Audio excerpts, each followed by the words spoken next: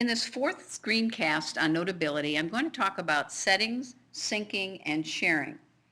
When you're in Notability and you go to the bottom right where you see the gear wheel, which is your settings, there are several things you might want to set up. I had mentioned in an earlier screencast about the theme that you can select. But first there's an auto sync feature, and I find this to be extremely beneficial. If I had any kind of problems with losing my iPad or having it stolen, unless I backed up things to the cloud, I can get my Notability app, but I'm not going to get my notes unless I have synced them somewhere. So I have set up with Dropbox to automatically sync the notes, but I can select the notes that I want to sync. Notice I haven't selected everything, but that is my option. The other option that you have is you can decide if you want those notes to be saved as notes or if you want them saved as PDFs. So that is another option that you have. Now, these are the default body fonts, caption, and title font. If for some reason you want to change the size of those, this is where you would do that. There's other cloud services that, like I said, I'm using Dropbox. They don't have iCloud yet. I would imagine at some point they will be getting that. And so this is an important thing, I think, for backing up or syncing to Dropbox, and I would encourage you to tell your students to do that.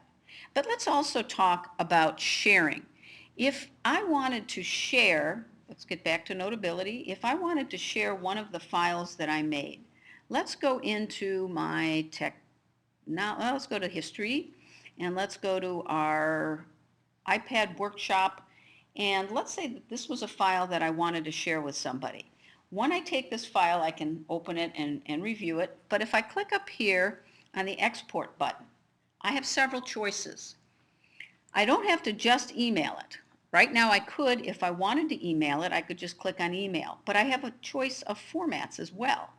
I can email it as a PDF file, as a rich text format, or as a note. It all depends on what the user might be opening up that file with. So if I'm sending it to a classmate who's going to open it in Notability, I would just send it as a note. If I'm sending it to my teacher who might want to read it on their computer, I would send it as a PDF file. Besides the ability to share it through email, I also have the ability to share it through Dropbox and all of these other features. But since we're using Dropbox at school, that's another thing that you can do.